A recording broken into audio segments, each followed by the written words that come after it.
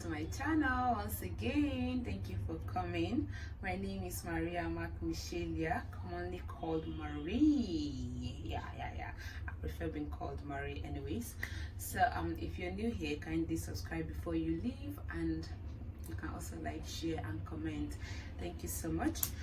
So today I just want to talk about living with seizure, what I've been going through living with seizure, and everything that entails around it. I hope you get to learn something from this. Okay, so in order not to forget, I just jotted some questions.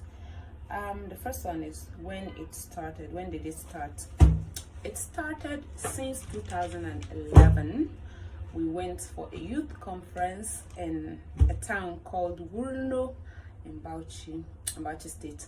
So that was when it started. I didn't really take it serious, and at the beginning people were just terming it as ulcer. People were saying, ulcer behaves like this, blah blah blah blah. Even some doctors were terming it as ulcer. So I was in I was in SS2 then. So after coming back from Wurno, I resumed school. And then it happened again one time I was in school. So it started happening almost like every week it started happening. So I will be rushed to the hospital. I will take drip and I will wake up and I'll be fine. And what sort of thing is that? So we still didn't understand what it was. We didn't know what it was. Even the doctors, some of them didn't even understand what it was. They were just giving us logical explanation that it's ulcer, it's this, it's that. So it kept on going and going. What were people's reaction? My mom will cry whenever I would be rushed to the hospital. She will come to the hospital running. She will sit by my side praying and crying. So at the point later, whenever I have the attack, I usually tell my friends, I just tell them after I recover, I tell them, please don't call my mom, don't tell her. Or before I always feel it coming, so before anything happens, I'll tell them not to call anybody. They should just allow me, I'll be on my own. So it's later when I get home, I will not tell my mom that something happened though. And she'll be like, hey, I did not call her. I said, because I don't want you to worry. So my mom will get worried. She will pray and pray. Other people's reaction. Other people were terming it spiritual attack. You know, Nigerians, the way we behave, my God, they were just terming it as spiritual attack. I need to pray, I need to see a pastor, I need deliverance, blah blah blah, all those kind of things. But deep down within me, I knew that it's a medical condition. So I thank God for the type of person I am. I don't give a damn what people think.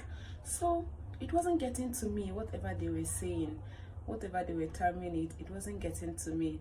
Like sometimes some people term it embarrassing. Hey, that was what I was going through. People were terming me because I will have seizure episodes in public, most times in the church, most times in just at school. So they will not term it, why will a fine girl like me be falling down, that it's embarrassing.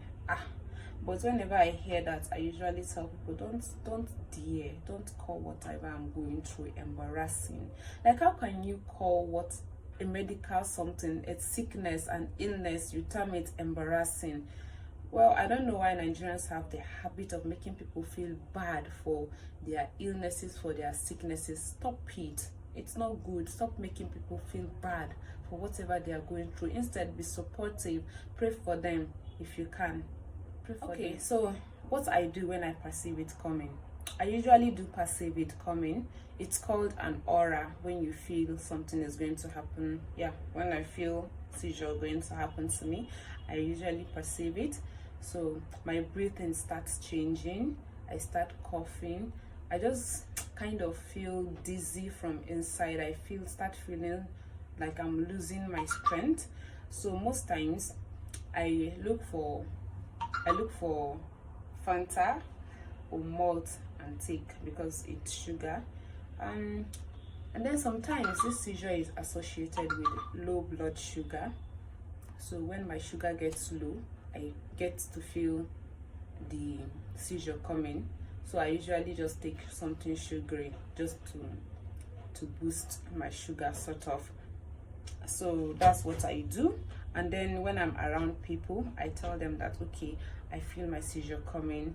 Please, if I pass out or something, please don't panic, especially if they've never seen me in that condition before, because I've had people getting scared for the first time, seeing me in that condition for the first time. They really get scared. So I usually tell them ahead of time that in case something happens to me, don't panic, don't rush me to the hospital, just allow me be on my own.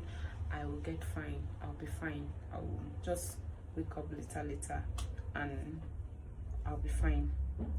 So what triggers the seizure? People have different causes. What triggers it for them? Everybody have their own. For me, at first, smoke, cigarette, the smell of cigarette, the smell of alcohol.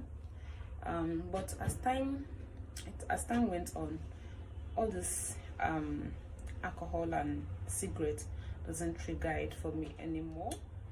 Okay, so what triggers it? For me, what triggers it is at the starting, when it started, it was alcohol, the smell of alcohol. Whenever I perceive alcohol, not necessarily me taking alcohol, but when somebody takes alcohol and they are passing close to me or I perceive it, it triggers it.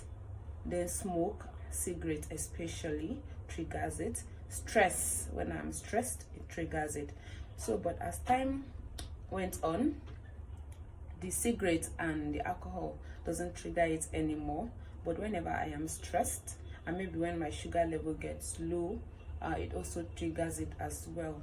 So before, when my period is about to come, I usually experience the seizure as well. But lately I haven't been experiencing that. So I think the thing changes as time goes on.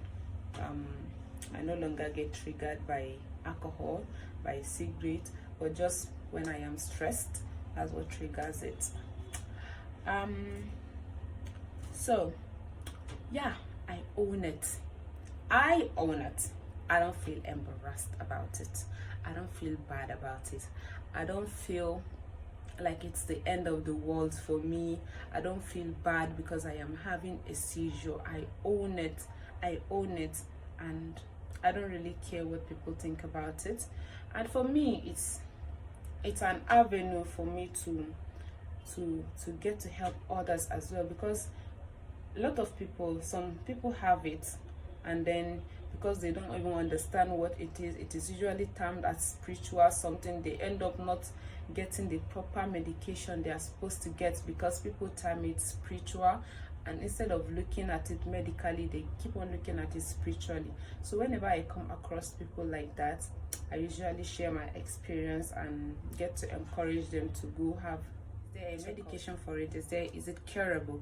Yes, it is curable. There is medication for it. So when it started, at first one doctor almost got it. He gave me one drug I later started using when we discovered what it was. But that drug, it's so strong. So I've not been faithful to my drugs, because that drugs you have to be taking almost every day until when the doctor will tell you it's enough. So because it's like sort of an electrical kind of shock on your head that triggers the seizure, so the drug will now be making the electrical whatever balance, something like that. So I was taking the drug at a point almost every day, and I won't be able to do anything. I won't be able to move. I won't, in fact, like they have to literally almost feed me or something like that. So at a point I stopped taking drugs. I'm like, please, whenever God wants to heal me, he can heal me. I cannot be taking drugs every single day of my life. I cannot be doing that. So I'm like, my life cannot stop moving on because I am having seizure. My life cannot stop going because I'm on medication. I have to be taking drugs every single day. And if you miss the drug while taking it, you start all over again. so you are not supposed to miss one day. And honestly, I'm not faithful to that, so I had to stop the medication at a point. But basically, so in case I'm ever around you and something like this happen, do not panic. That's the first thing. Don't panic. Just allow me be on my own, calm me down, keep me somewhere, or just lay me down. I'll be fine. I'll wake up as if nothing happened to me. But in case it exceeds 10 minutes, 15 minutes, that's when you should be worried and get me to a hospital. So in case you see somebody going through something like this, don't tell me spiritual attack. Not everybody knows that there's something called seizure, so you need to help them, get them to a hospital, especially to see a neurosurgeon. Yeah, I'm supposed to even do a CT scan, and there's another scanning I'm supposed to do so that they determine the exact type of seizure that I have, so that they know it and get a proper medication. I think that's everything about it. That's basically everything about it. I hope you've learned something and you enjoyed this video. So thank you guys for coming. I do hope that you've learned something. Thank you.